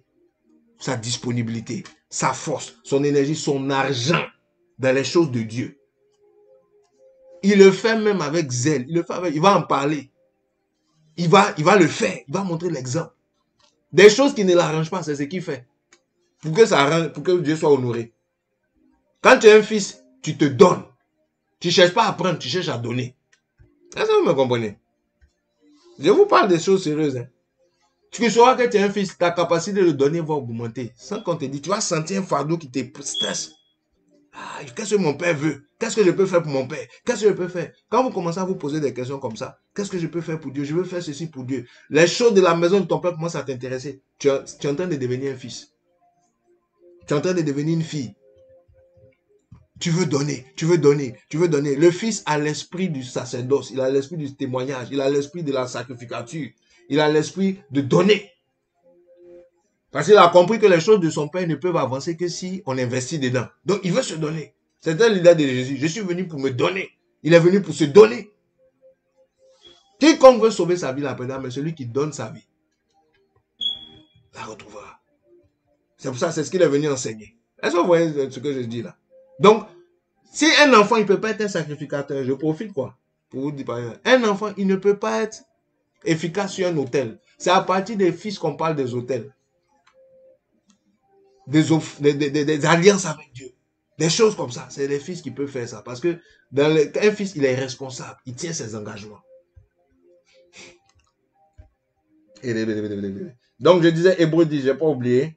Comme je parlais un peu sous l'inspiration, je me suis laissé un peu emporter dans cet élan d'inspiration.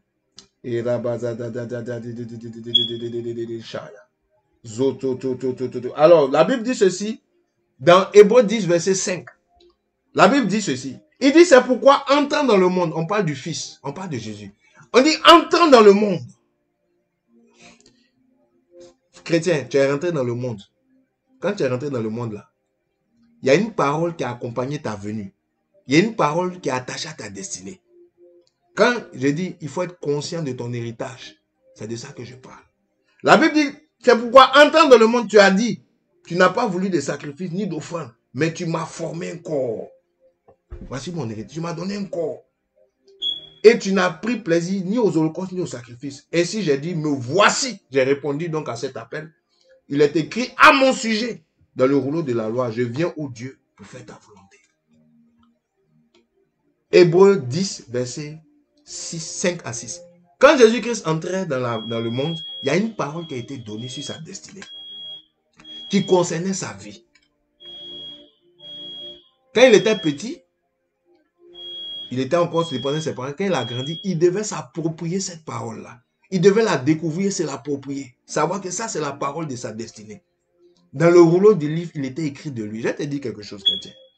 Quand tu rentrais dans ce monde, Dieu, en t'envoyant dans ce monde, toi qui es fils de Dieu, tous les fils de Dieu, tous ceux qui arrivent au niveau des fils de Dieu, il y a une parole que Dieu a préparée dans la Bible, dans les Écritures, concernant ta vie. Ton destin est lié à cette parole-là. Ta vie est liée à cette parole. Ça peut être une parole écrite dans les Écritures sous forme de versets. Ça peut être une parole que Dieu va te communiquer d'une manière ou d'une autre. Mais il y a un message qui accompagne ta vie. Aucun fils ne vient sur la terre sans message. Aucun fils de Dieu n'a pas une parole qui soutient sa destinée. Jésus dit, il est écrit à mon sujet dans le livre de la loi. Il est question de moi. Jean-Baptiste, on avait écrit, c'est celui dans la voix dont crie celui qui a la voix qui crie dans le désert. C'est lui dans la voix qui crie dans le désert. Jean-Baptiste savait, quand on allait lui demander, il dit, tu es qui? Il dit, je suis la voix de celui qui crie dans le désert. C'est dans Ésaïe 40. Ésaïe 40, Ésaïe 44 là-bas. Je suis la voix de celui qui écrit dans le désert. Il connaissait la portion des Écritures qui parlait de lui. Et c'est dessus que Jean-Baptiste a fondé son ministère, sa destinée. Un chrétien, il doit naviguer dans la croissance spirituelle pour atteindre le niveau où il va entendre cet écho-là. C'est un écho, c'est dans l'éternité. C'est un message qui te concerne. Ça ne peut résonner qu'avec toi seul. Quelqu'un d'autre ne peut pas recevoir ça. Tu es un fils. C'est le fils qui localise ça. C'est unique. Chaque fils a un message que le Père a libéré sur sa vie. Il dit, quand j'entrais dans le monde, il y a un message que tu avais dit. Il y a une parole que tu avais dite. C'est ça qui permet aux gens d'entrer dans leur ministère, dans leur destinée autre. Ce n'est pas le fait de prier beaucoup, c'est le fait de grandir, de devenir un fils. Quand tu deviens un fils, tes oreilles peuvent entendre le message. Tu peux discerner la parole dont il a écrit de toi ou dont il parle de toi. Alléluia. Et Jésus-Christ, donc, dans Luc chapitre 4, il rentre dans le temple. On dit comme d'habitude, ils avaient l'habitude d'ouvrir le livre de la loi. Ils avaient l'habitude de lire des Écritures. Mais ce jour-là, comme c'était un fils, il avait confirmé son identité de fils devant Satan. Il avait triomphé. Il avait gardé la parole. Il a lu une parole. Il dit, à partir d'aujourd'hui, cette parole-là, c'est moi qui suis l'accomplissement de ça. Ça vient de s'accomplir aujourd'hui. C'est de moi qu'il s'agissait ici. Oh, tu as blasphémé. Frère, il y a des paroles dans la Bible. C'est toi qui es l'accomplissement de ça. Il y a des messages de Dieu que Dieu avait dit depuis. C'est toi qui es l'accomplissement de ce message. C'est toi qui dois venir pour faire ce que Dieu avait dit qu'il veut faire. C'est toi. Cette parole est attachée à ta destinée. Ça peut être sous forme de songe, sous forme de prophétie, sous forme de verset biblique. Il y a une parole qui résonne avec ta venue sur la terre. Il faut la trouver. Quand tu as trouvé cette parole, tu serais occupé toute ta vie. Tu ne vas jamais t'ennuyer dans ta marche chrétienne. Parce que ta force vient de ce message. C'est ce message qui devient la base de ce que tu fais. Et Dieu est derrière ça, parce que c'est lui qui a parlé. Jésus dit à partir d'aujourd'hui, c'est sur ça que le ministère de Jésus s'appuyait. Le ministère de Jésus qui s'appuie sur Luc 4, verset 18. L'Esprit du Seigneur est sur moi. Car il m'a oint. C'est de moi que ça parle. C'est de lui que ça parle. Pour annoncer la bonne nouvelle au pauvres, annoncer la délivrance aux captifs, le libérateur, le sauveur. C'était ça. Et puis Jésus est parti avec un seul verset biblique de l'ancienne alliance. Jusqu'à aujourd'hui, on ne fait que parler de lui. Quand quelqu'un a localisé la parole qui parle de sa vie en tant que fils, son héritage, on ne peut pas l'arrêter. Vous allez faire des complots. Vous allez faire des complots contre lui. Vous ne pouvez pas arrêter cette personne parce que le ciel le soutient. Parce que l'inspiration qu'il lui tient là, ce n'est pas par réflexion. Il y a une parole qui lui a été adressée. Quelqu'un à qui Dieu a libéré un message quand il venait, qui a saisi ce message, il devient comme Jean-Baptiste. C'est des gens, même quand ils meurent, on continue de parler. Parce que ce qu'ils sont venus faire, ce n'est pas humain. Ça vient de l'éternité. Dieu les a associés à une œuvre éternelle. Et ils ont participé à cela. Ils laissent des empreintes dans leur génération. Est-ce que quelqu'un me comprend? Ça peut être dans ta famille. Jamais personne n'aurait fait ce que Dieu t'a appelé à faire parce que c'est imprimé. Ça va avec toi. Un fils, c'est comme ça il grandit. C'est à ce niveau qu'il doit, c'est ce niveau qu'il doit atteindre. Je vais m'arrêter. Il y a tellement de choses à dire sur les fils. Bien aimé. Il y a tellement de choses à dire sur les fils. Il y a tellement de choses. Un fils, comme ça la Bible dit que le monde entier, dans Romains chapitre 8, verset 19, le monde entier attend avec un ardent désir la révélation des fils de Dieu. La révélation des fils, pas des enfants de Dieu, des fils. Parce que c'est un fils qui peut changer sa génération. C'est un fils qui peut laisser la marque de Dieu. C'est un fils qui peut faire ça. Un enfant de Dieu, il ne peut pas faire ça. Donc Jésus-Christ, pour pouvoir rentrer dans son ministère, il devait être un fils. Il ne devait pas rester enfant. C'est en tant que fils que Jésus-Christ est rentré dans cette parole-là. Et je vais vous dire quelque chose. Si tu n'as pas encore découvert ce message sur ta vie, ou cette parole, ce rouleau, il dit, entrant dans le monde, voici ce que tu as dit. Et je suis venu, il a répondu, il dit, je suis venu pour faire ta volonté. Oh Dieu. C'est quand tu es conscient de cet héritage-là que tu peux faire la volonté de Dieu. Quelqu'un qui n'a pas encore découvert l'héritage des fils qu'il a dans le royaume de Dieu, il va faire beaucoup de choses, mais il ne sera pas dans la volonté de Dieu. Il va taper à côté, essayer pour faire, essayer pour voir. Il va faire plein de choses au hasard. Est-ce que vous me comprenez? Rabibibibibi. Rabazalaba. Est-ce que vous me comprenez? Il va faire plein de choses. Il va s'agiter par-ci, par-là.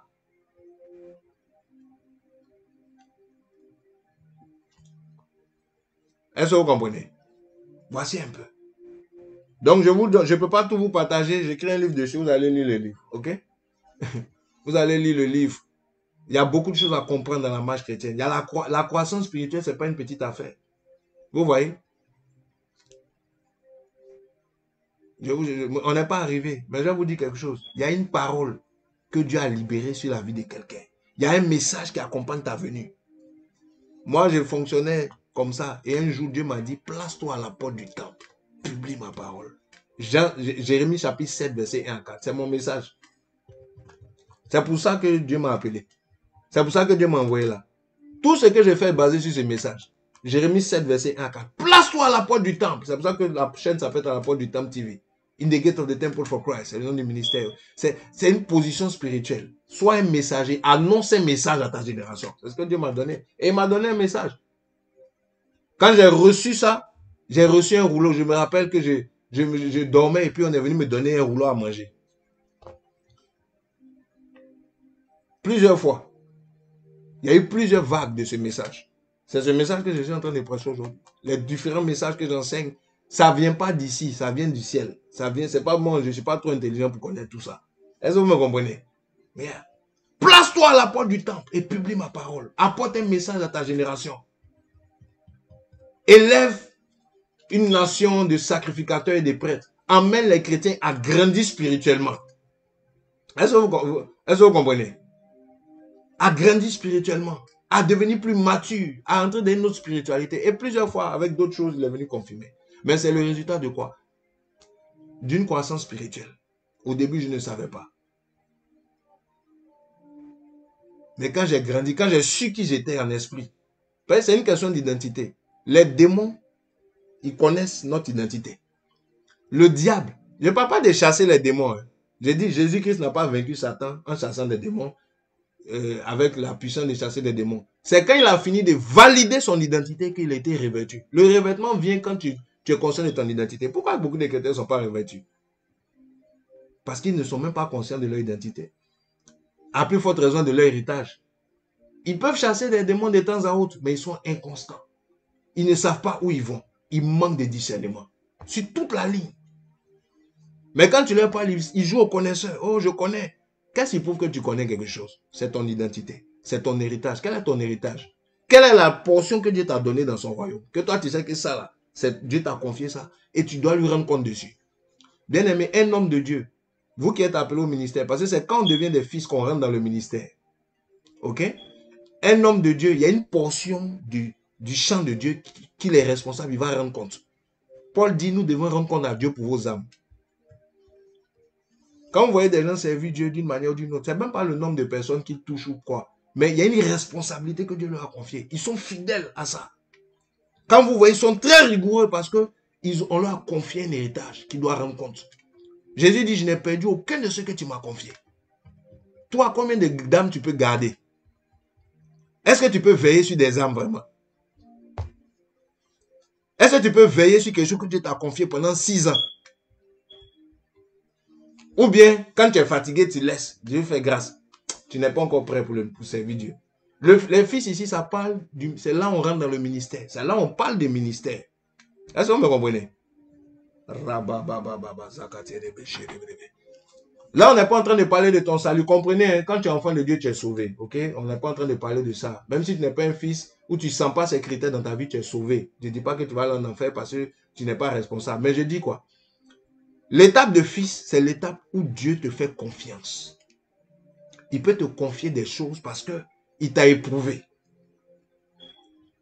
Tu as fait tes preuves, tu as gardé les choses qu'il t'a données. Tu connais ton identité, tu connais ton héritage. Tu as un niveau de maturité qui te permet d'avoir accès à certaines choses que les enfants n'ont pas accès. Un fils, il a accès à certaines choses. Et Dieu utilise les fils pour servir. Il n'utilise pas les enfants. C'est ce que je veux vous faire comprendre. Les grandes choses, il le fait avec les fils, pas avec les enfants. Il peut utiliser des enfants, mais il ne fera pas les grandes choses avec les enfants parce que les enfants ne sont pas ils n'ont pas la carrure pour faire des grandes choses. Spirituellement, ils ne peuvent pas supporter les pressions, les épreuves, les difficultés. Quand vous voyez quelqu'un qui peut supporter n'importe quelle épreuve qu'on met devant lui, il ne change pas. Il est constant. Il garde sa parole. Il garde son message. Il garde son zèle. Il garde les choses de Dieu. Il y a quelque chose qui s'est passé dans sa vie. Il y a quelque chose qui sait. Il y a quelque chose qui s'appuie. Il a un fondement. Est-ce que vous me comprenez? C'est ça.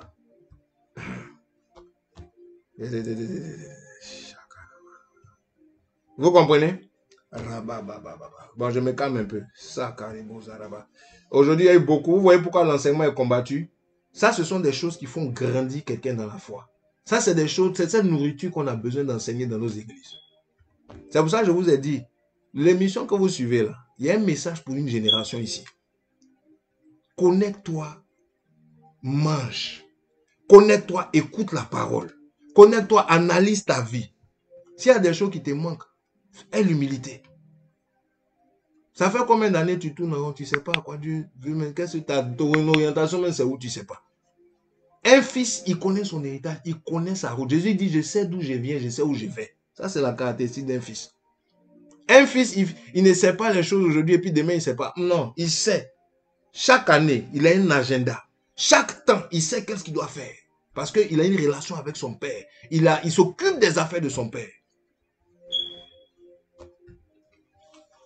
Vous voyez? Les fils, soyez encouragés dans vos combats. Les fils spirituels vivent beaucoup de combats. Beaucoup de combats spirituels. Le diable les attaque parce que c'est eux qui font peur à l'ennemi. C'est eux qui dérangent beaucoup. Ils ont la fougue, ils ont la force. Ils savent garder la parole de Dieu. Quand tu as fait un fils, tu peux être en contact d'un fils de Dieu. Et puis tu ne vas pas être impacté. C'est des gens d'impact. Quand il parle, ça impacte. Quand il agit, ça impacte. Son caractère, il dégage quelque chose. Un fils de Dieu. Si Satan a peur de quelque chose, et les démons, vous voyez, quand les démons rencontraient Jésus, ils ne disaient pas, tu es l'enfant promis, tu es le fils de Dieu, on sait qui tu es. Un fils de Dieu, on connaît son identité dans le royaume des ténèbres. C'est nous sur la terre, on ne connaît pas. Les démons, ils savent, ils disent, non, on connaît Paul. Paul, c'est un fils, on le connaît. Mais vous, laissez, voilà, vous êtes qui? L'influence d'un homme, c'est par rapport à son identité spirituelle. Un jour, je vous parlerai de ça un peu plus. Hein? Je vais pas, comme on a déjà pris plus de temps. Mais je sais que quelqu'un est éclairé ce soir. Regarde, Dieu veut changer ta perception de ta marche chrétienne. Dieu veut ouvrir. La Bible dit que dans les temps de la fin, la connaissance augmentera. Et Daniel 12. Il y a un autre niveau de connaissance des Écritures. Je ne suis pas mieux que quelqu'un, on n'est pas mieux. Mais Dieu veut augmenter notre connaissance parce que le peuple périt par manque de connaissance. Il y a beaucoup de choses qu'on ne sait pas. Voilà pourquoi on a fait des erreurs. On a été négligents. On n'a pas su se mettre à l'école pour apprendre. On n'a pas laissé Dieu nous faire grandir. Quand il mettait des choses pour nous faire grandir, on fuyait ces choses. On ne savait pas que c'était une école. Si Jésus avait fui le désert, il n'aurait pas commencé sa destinée.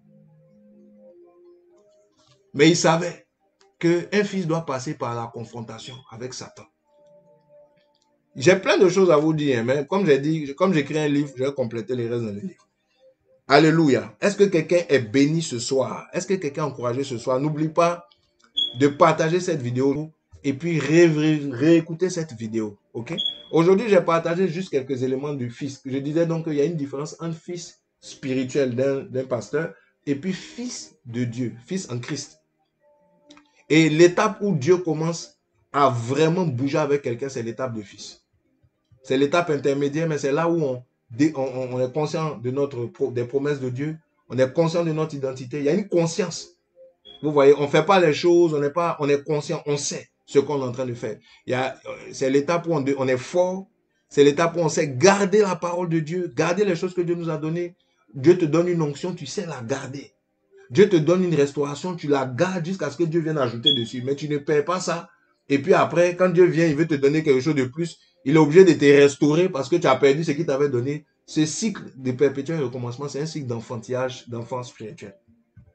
Un fils, ce qu'on lui a donné, il garde jusqu'à ce qu'on vienne ajouter dessus. C'est ça la croissance. Ok? Ta vie de prière, tu gardes ça jusqu'à ce que Dieu vienne te parler encore d'une autre forme de prière. Ton onction, tu gardes ça jusqu'à ce que Dieu vienne ajouter dessus. Ok? Un fils, il garde. Les choses demeurent en lui. Les choses ne disparaissent pas dans sa vie. Ça demeure. Donc, j'ai parlé de ça. Et j'ai parlé aussi, n'est-ce pas, de l'héritage. Ok? L'héritage. savoir son héritage. De quelle parole il est question de toi quand tu venais dans ce monde? Tout homme, je vous donne le nom de Jean-Baptiste, on avait écrit sur lui. Avant que Samson ne vienne, on a parlé sur Samson. Il y a un fils qui va venir, il va faire comme ça, il va faire comme ça. Chaque homme, il y en a qui sont populaires, il y en a qui ne sont pas populaires, mais chaque homme qui vient sur la terre, Dieu dit à Jérémie, dans Jérémie 5, verset 12, il dit, avant que tu ne fusses formé dans le sein de ta mère, je te connaissais, j'avais déjà déclaré une parole sur ta vie avant que tu viennes. Oh, ça m'excite en même temps. Quelqu'un comme ça, comment Satan peut le bloquer? Quelqu'un qui est conscient de ça, moi-même, je sais que Dieu a parlé sur ma vie. Comment Satan va m'arrêter? Il vient d'où même ce diable-là? Il est comme moi-même. Parce qu'avant même que lui-même il pense à quelque chose, il y avait une destinée qui était tracée pour moi. Il est venu en retard. Oh, si Adam et Ève savaient ça, ils auraient compris que Satan est venu en retard. Parce qu'avant que Adam et Ève ne viennent, Dieu a dit, créons l'homme, faisons l'homme. Dieu a parlé. Avant d'envoyer un homme sur la terre, Dieu parle toujours. Chai. Tu es une femme, avant que tu viennes, Dieu t'a parlé sur ta vie. Avant que tu naisses dans cette famille, tu es la troisième de ta famille. Dieu a parlé sur toi. Tu es le deuxième de ta famille. Dieu a parlé sur ta vie avant que tu naisses de cette famille. Tu es venu pour un but. Tu es venu pour une destinée. Tu es venu pour amener le réveil. Tu es venu pour accomplir un but de Dieu dans cette famille, dans ce quartier, dans ce coin où tu es là. Faut pas minimiser ta vie. Ta vie a de la valeur. Oh, Shaya Baba. Il dit, avant que tu ne fusses formé dans le cœur de ta mère, Dieu a parlé dessus et puis Dieu l'a envoyé. Avant de libérer une grossesse, Dieu parle. Il y a des grossesses, moi-même je suis là, je vous parle là. Il y a plein, j'ai des fils dans la foi, il y a des gens que je connais. Dieu a donné des paroles sur les grossesses avant que les grossesses ne viennent. Et puis la grossesse vient après. Oh. Tu peux ne pas savoir, mais quand tu es vivant, découvre. Moi, je ne savais pas que mes parents avaient pris une grossesse pour engendrer un apôtre. Je ne savais pas que mes parents avaient pris une grossesse pour engendrer un homme d'impact. Je ne savais pas ça. Mais quand j'ai commencé à chercher l'éternité, à chercher Dieu, et que je l'ai rencontré, j'ai commencé à le suivre. J'ai découvert que ma vie existait dans le studio de l'éternité, dans le laboratoire divin, là où on prépare les expériences. On avait déjà fait mon expérience. On avait déjà connu le résultat. Et ça avait marché dans l'éternité. Donc, comme Dieu est sûr du résultat, il parle maintenant dessus et puis il envoie. Il dit, va maintenant sur la terre. Quand tu arrives ici, il y a une mission pour toi. Aïe, aïe, aïe, aïe, aïe, aïe. Il dit, avant que tu ne fusses formé dans le sein de ta mère, je te connaissais. Avant que Jésus-Christ ne vienne, on le connaissait. Il avait déjà été immolé avant la fondation du monde. On avait déjà fait l'expérience en esprit là-bas. Ça avait marché. On l'a envoyé pour accomplir ça. C'est comme ça que tu es venu ici. Est-ce que vous me comprenez? Quelqu'un va te bouleverser ce soir. Je vais te dire quelque chose. Est-ce que tu sais que ton téléphone, ou bien ton ordinateur, ou bien ta télé, quelqu'un a déjà utilisé, même quand tu dis que tu as acheté que c'est neuf, ce n'est pas neuf, c'est seconde main. Pourquoi? C'est seconde main, pourquoi? Parce que ceux qui ont créé ton téléphone, avant de mettre dans la boîte et de mettre des plastiques dessus, ils ont testé ça. Ils ont exposé ça à des difficultés, à des épreuves. Et puis, ils ont vu que ça marche. Ils ont mis dans la boîte, ils ont envoyé. Je vais te dire quelque chose qui va te révolutionner ce soir. Avant d'envoyer un homme sur la terre, Dieu l'a déjà testé dans l'éternité. Dieu a déjà pris cet homme. Il l'a exposé à des situations. Cette femme, il a testé sa résistance. Il a testé les capacités spirituelles, physiques, naturelles de cet homme. Et Dieu a vu que ça va marcher. Et Dieu le met dans une boîte, dans une grossesse. Et puis Dieu l'envoie sur la terre maintenant. C'est comme ça qu'on est venu ici. Tu es né pour réussir, tu es né pour triompher, tu es né pour impacter, tu es né pour posséder un héritage. Il y a une montagne que Dieu t'a réservée sur cette terre, il faut la découvrir. C'est ce que je veux te dire. Ne te laisse pas décourager par les difficultés de quoi que ce soit. Deviens un fils, deviens une fille. Rentre dans ta destinée chrétienne. Arrête de te laisser, de te lamenter. Ne sois, grandis simplement. Ouf, grandis. Un fils, il a de l'impact. Moi, j'impacte ma génération. Ça ne dépend pas du nombre de gens qui m'écoutent. J'ai quelque chose pour ma génération. Que tu le veuilles ou pas, tu vas m'écouter. Je sais ça.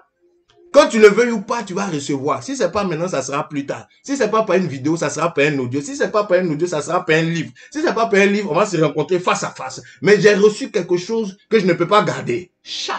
Korobo soit caribé. Et là-bas, si tu étais refroidi, tu seras réveillé ce soir. Oh, Rokozo là-bas, si tu étais découragé, tu vas te relever la tête. Je suis en train de te parler de quelque chose. Chrétien, on est dans ce temps-là. Le monde entier attend avec une ardente désir la révélation non des enfants, mais des fils. Les hommes qui sont venus dans ce monde avec une parole sur leur vie. Des hommes qui sont venus dans ce monde avec un message sur leur destinée. Nous tous, il y a ce fils en toi. Il faut qu'il se réveille. Il y a ce fils en toi. Il faut qu'il soit formé.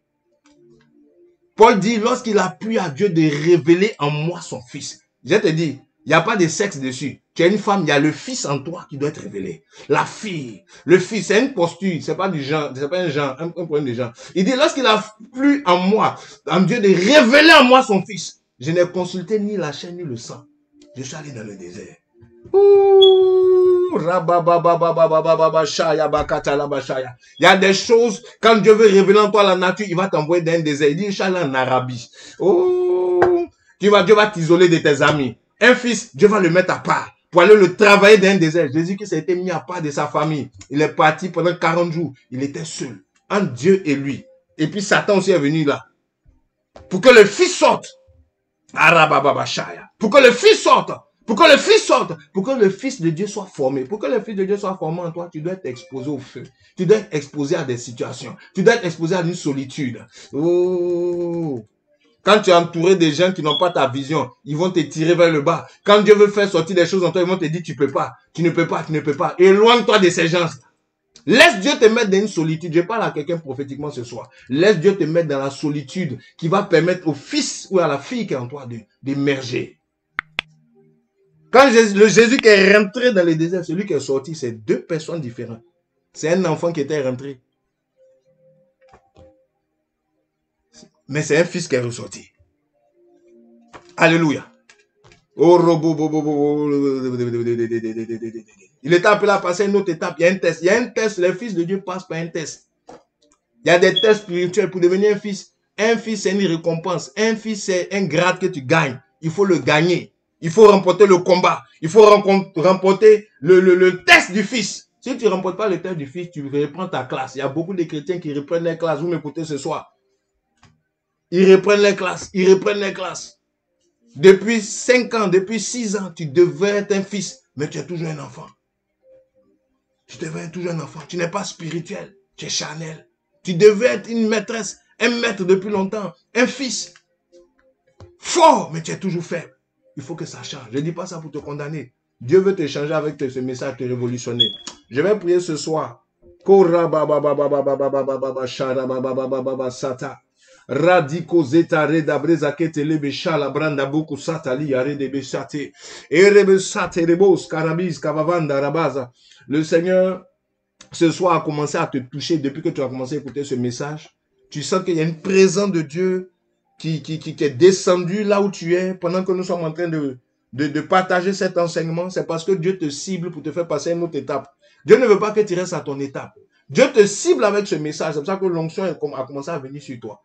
Pendant que tu es en train d'écouter ce message, tu as commencé à sentir qu'il y a un feu qui a commencé à venir sur toi parce que Dieu veut te faire passer à autre chose. Dieu veut te faire passer à autre chose. Ne te dis pas que tu vas rester comme tu es. Je suis en train d'appeler des gens à quitter une étape pour aller à une autre étape avec ce message. Je suis en train d'ouvrir une porte spirituelle dans l'esprit de quelqu'un, dans la mentalité de quelqu'un, pour qu'il puisse se projeter comme Dieu le voit. Dieu ne te voit pas comme un grain. Dieu ne te voit pas comme une sémence. Cette sémence que tu as été doit grandir. Ne reste pas une sémence. Ne reste pas un enfant. Il y a une étape prochaine devant toi. L'étape de ta destinée. Il y a des fils et des filles que Dieu va de plus en plus susciter. Il y en a qui sont déjà en train d'émerger. Mais il y en a d'autres qui n'ont pas encore compris, qui n'étaient pas encore conscients de leur identité, de leur héritage. Au travers de cet enseignement, Dieu est en train de te réveiller. Il y a des songes que tu vas commencer à comprendre que tu avais fait. Il y a des choses que tu avais vécues, tu vas commencer à comprendre avec ce message. Ah là là là, Shaya. Oh Jesus, oh Jesus. Je m'arrête là, je m'arrête là. Vous savez, si Dieu me fait la grâce, avec votre concours bien évidemment, on pourra organiser un programme sur ça. Une conférence des fils. Je vais vous enseigner beaucoup de choses, si Dieu fait grâce. On met ça en prière, voilà. Si le message t'a vraiment touché, que tu sens vraiment que c'est un message qui doit être répandu, entendu, et que tu veux soutenir ce message, soutenir ce programme, cette conférence des fils, ok, pour parler de la croissance, tu pourras rentrer simplement en contact avec nous et nous allons mûrir cela. Et l'année prochaine, si Dieu fait grâce, nous allons justement mettre en place ce programme-là, cette conférence-là, et tous, on va se rencontrer. Alléluia. Vous savez, il y a des choses qu'on peut communiquer en ligne, il y a des choses qu'il faut qu'on se rencontre. Amen. Il y a des choses, il faut qu'on se rencontre, qu'on ait plus de temps pour partager, pour enseigner. Alléluia. Amen. Donc, que le Seigneur soit béni. Je veux prier au nom de Jésus. Seigneur, merci pour tous ceux qui ont été impactés. Merci pour tous ceux qui sont en train de recevoir vraiment la semence de la croissance au travers de cet enseignement. Merci pour tous ceux qui ont reçu le feu pendant cet enseignement, que tu as touché par ton onction, qui ont été visités par l'Esprit. Seigneur mon Dieu, mon roi, je bénis ton nom pour leur vie. Seigneur, garde-les dans le creux de ta main. Seigneur mon Dieu, que tout ce qu'ils ont reçu, ils puissent les garder. Ils puissent le mûrir dans le nom de Jésus-Christ de Nazareth. Seigneur, je te recommande cette plateforme. Seigneur mon Dieu, nous voulons grandir, nous voulons suivre le mouvement de l'Esprit. Oh, Esprit de Dieu, viens révéler en nous des fils. Viens nous faire mûrir. Viens nous affermir. Pour ceux qui sont déjà des fils encore, qu'ils soient davantage affermis. Seigneur mon Dieu, pour ceux qui ne le sont pas encore, qu'ils puissent grandir, qu'ils puissent se laisser transformer, se laisser étirer vers le haut. Seigneur, quittant la zone de confort pour entrer dans leur destinée. Au nom de Jésus-Christ. Seigneur, merci pour tout. Merci pour ta grâce. Dans le nom de Jésus, je bénis cette assemblée. Je bénis tous ceux qui ont suivi, tous ceux qui suivent. Mais Seigneur, qu'il y ait encore de l'impact dans la vie de chacun. Alléluia. Amen. Amen. Vous êtes bénis, bien-aimés. Vous êtes bénis. Il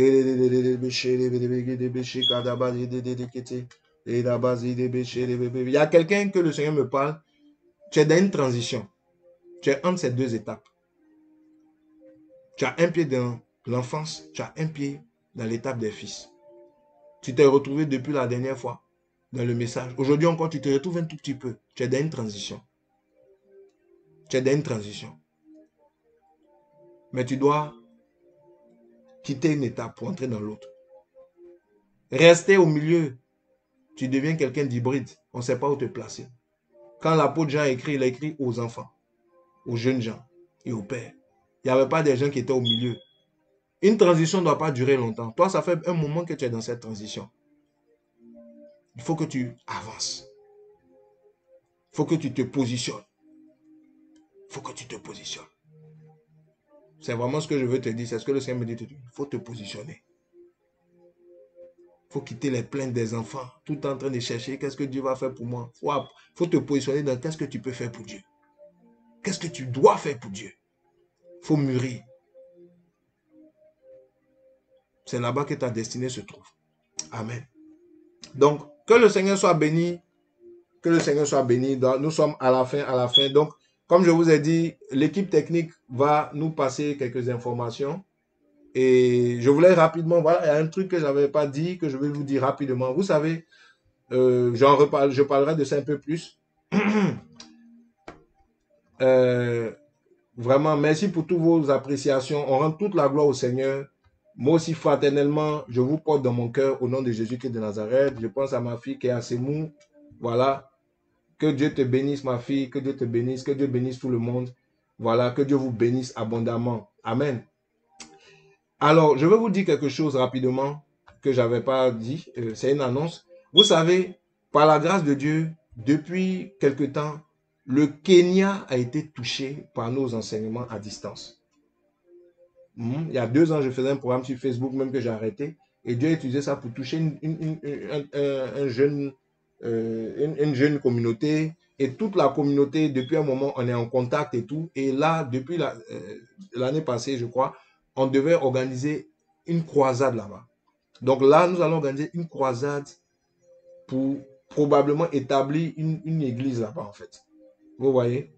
Une branche du ministère là-bas, au Kenya. Et c'est prévu pour le mois de fin février-mars. Voilà, autour du mois de mars. Donc, nous sollicitons tous ceux qui veulent nous aider, qui veulent nous soutenir pour cette croisade. Ok? C'est une croisade qui va durer plusieurs jours, entre 5 jours et 1 semaine. On vous donnera plus d'informations d'ici la fin du mois. Mais tous ceux qui veulent contribuer, la prière bien évidemment, mais qui veulent contribuer financièrement à cette croisade, bientôt on va vous venir avec un budget d'ici peut-être la semaine prochaine. Notre équipe des finances va faire un budget, puisqu'ils sont, voilà. Et tous ceux qui veulent contribuer à cette croisade, on va là-bas, on veut aider ce peuple qui a soif Ça fait 2 ans qu'ils nous poursuivent. Il faut venir, il faut venir. Donc, on veut vraiment aller là-bas. On veut vraiment lancer quelque chose. On veut toucher des âmes. Bien évidemment, on va faire un peu de social aussi là-bas parce qu'il y a des conditions de vie et tout. Donc, tous ceux qui veulent soutenir cette croisade, bientôt, il y aura l'affiche de la croisade. Il y aura les éléments sur la croisade. Vous pouvez rentrer en contact avec nous. Voilà, selon la grâce de Dieu. Et ceux même qui veulent venir là-bas, qui veulent même venir au Kenya avec nous, qui sont vraiment intéressés et tout ça, voilà, vous pouvez rentrer en contact avec nous, voilà, pour voir comment ça peut se faire par la grâce de Dieu. Mais vraiment, c'est un projet d'aller justement impacter ce pays, cette nation, que le Seigneur nous ouvre la porte. OK? Donc, voici ce que je voulais vous dire. Et vraiment que le Seigneur soit béni. Pour l'heure, je vous donne rendez-vous le mercredi prochain. Voilà, tout à l'heure, nos informations vont passer, etc. Donc, suivez un peu. Je vous donne rendez-vous mercredi prochain. Nous allons parler de la 3e partie. Je vous ferai un petit résumé d'aujourd'hui, mais on va parler de la 3e partie de ce message. Et comme je vous ai dit, j'écris un livre dessus. Donc, bon, je ne vais pas tout vous expliquer ici. Je vous donne quelques éléments aussi. Comme ça, vous allez aussi aller prendre le livre. Et voilà, donc, voilà, vous récupérez déjà votre copie de Christ est-il divisé, voilà, en ligne ou sur Amazon. Et voilà, c'est un peu les choses que je voulais partager avec vous. Que le Seigneur vous bénisse abondamment. Voilà, j'espère que vous avez été bénis, bénis, bénis, bénis, bénis. Et voilà, on se retrouve le mercredi prochain à la même heure. Soyez bénis. Amen. Amen.